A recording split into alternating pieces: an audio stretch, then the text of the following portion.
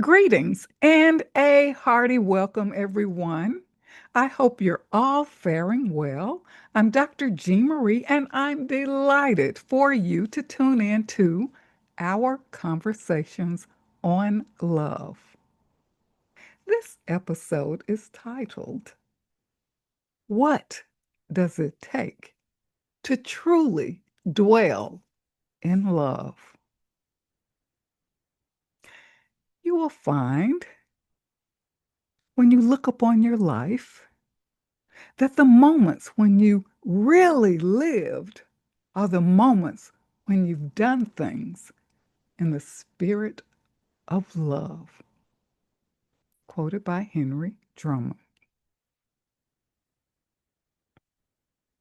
In order to profit from this path and ascend to the dwelling place we desire, the important thing is not to think much, but to love much.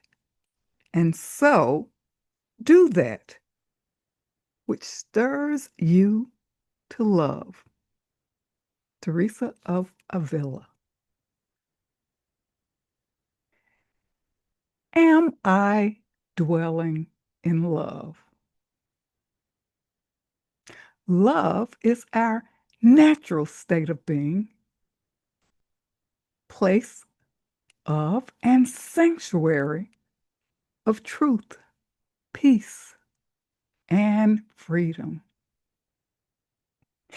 When we dwell in the consciousness of love, we shed feelings of unworthiness, anxiety, and worry.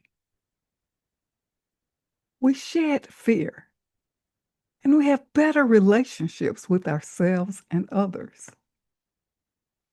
Love is more than just an endearing word used casually with the assumption that it is understood. The New Oxford American Dictionary defines love as an intense feeling of deep affection. Love is selfless, a selfless choice that inspires us to be our best selves. Whether grand or subtle, our expressions of love are unique to each of us.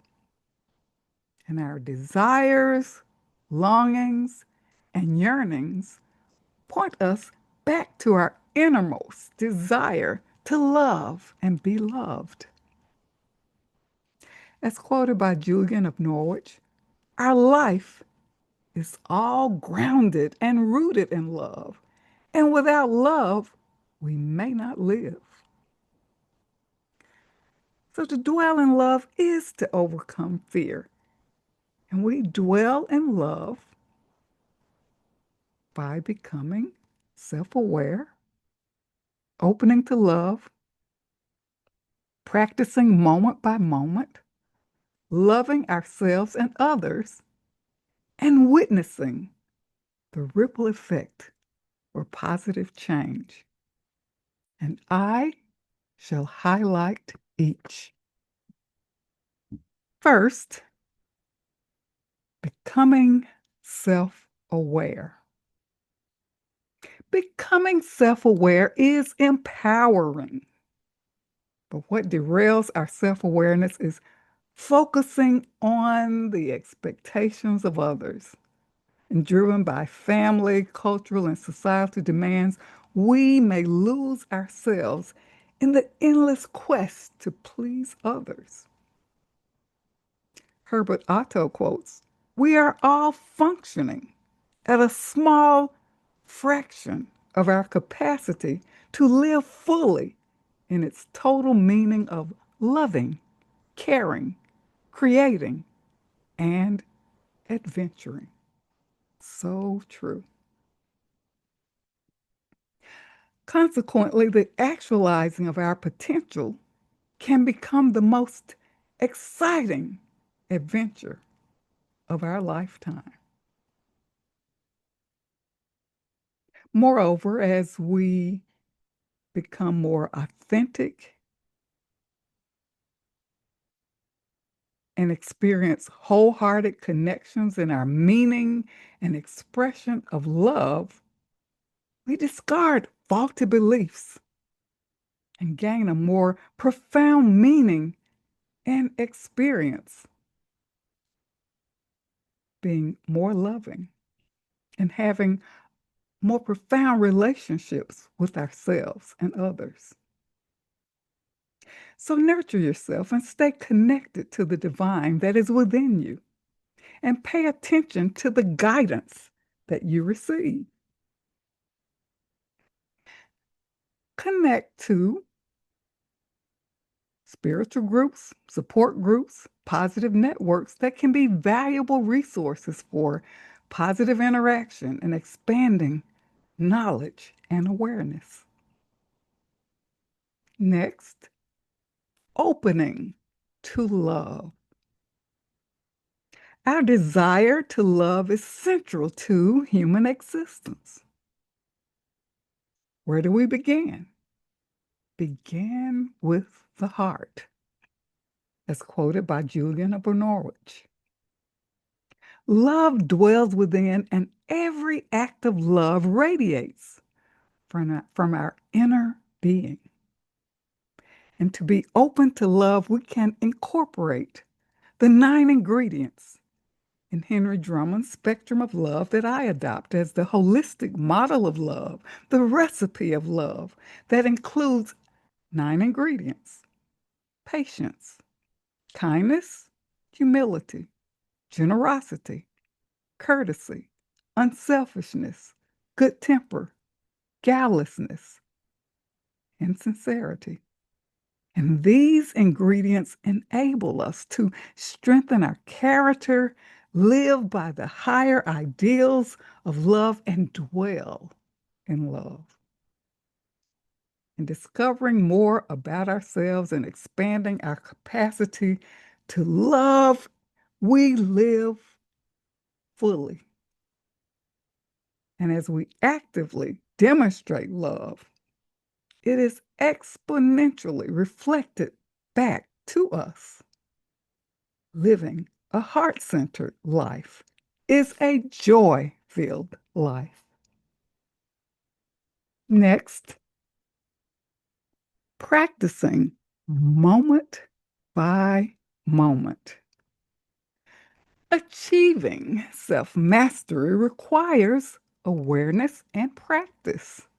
Our thoughts and feelings can take us in and out of our capacity to dwell in love, and each moment is an opportunity to be loving. When we are in control of our thoughts and feelings that drive our actions, we're able to take charge of our lives. Erich Fromm viewed love as an art that requires knowledge and effort. And the process of learning an art is the mastery of the theory, mastery of the practice, and it must be a matter of ultimate concern. There's nothing else in the world more important than the art. Events of our lives have forced us to confront the need for love more than ever before. And understanding the ingredients of love that I mentioned previously and making a wholehearted commitment to put them into action can strengthen our practice. And as we embody love, we feel better about ourselves and others. Next, loving ourselves and others. Set your intention to dwell in love by being patient, kind, humble, courteous, generous, unselfish, good-tempered, guileless, and sincere. And these ingredients of love will keep your thoughts pure and refrain from being distracted by negativity. You become more attentive to yourself. And as quoted by Buddha, you, yourself, as much as anybody in the entire universe, deserves your love and affection. I just love that. As we live the change, we naturally dwell in love. And this helps to create a more loving space in which to live. And these ingredients are demonstrated as we become more loving. And not only do we uplift ourselves, we uplift others. And we witness the ripple effect for positive change. So it is our responsibility to reclaim love, from which a better human existence will emerge. Awakening to love within brings light to dark places, just as positive and negative thoughts cannot coexist. Our light can shine to overcome darkness. We can bring love to situations even when people are not loving. It may not be easy, but it's worth it. Consider it your best practice and eternal lesson to learn how better to love. And love leaves indelible impressions that can result in sustainable change. In conclusion, as we practice and embody love in our daily lives, we overcome fear. Through awareness and practice, love enriches all aspects of our lives and key life areas, including personal development, spiritual, health and fitness, family, romance, business, career, finance, and social. So, devotion and commitment to love opens our hearts and attract the love we desire. So, be grateful for each breath of life and the endless opportunities to reflect love. And when in doubt and fear, retreat to your natural dwelling place of love. Our love and action practice is to examine stories you're telling yourself about love. What beliefs do you hold about love? Are they faulty? What has been your most endearing experience feeling loved? What were the qualities of the person? Begin writing your new love story with fresh perspectives, discarding outworn beliefs about unworthiness of being loved. And write an endearing love letter to yourself. Feel free to share your insights and experiences. Email jean72farish@yahoo.com. Access my seminal books on living in the spirit of love, our natural state of being, the companion book, Love Mastery Devotion Journal, 21-day weekly prompts, journal prompts and affirmations, and my love journal for children, available in English and Spanish. I close with my excerpts on love and my love letter. Love.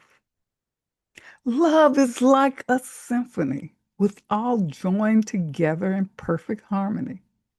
Love is the greatest thing in the world. Love is the way of life. Love is the ultimate healer.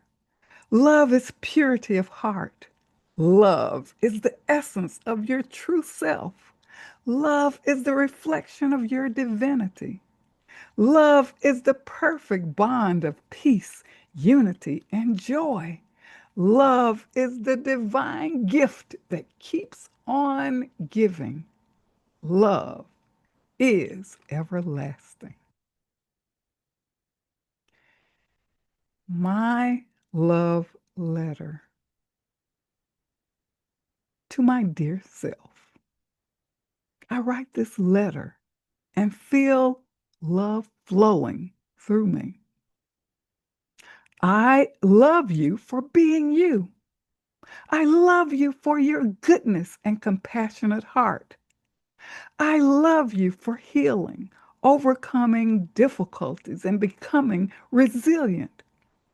I dream my wildest dreams and know they will come true.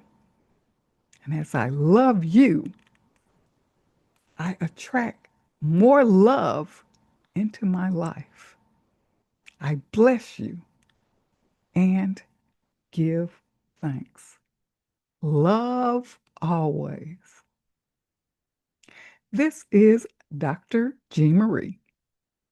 And remember, an empowered self is a loving self. And keep your love light shining. It's all about love. Create a ripple effect for positive change. Feel free to like, share, and subscribe. Thank you so much for tuning in.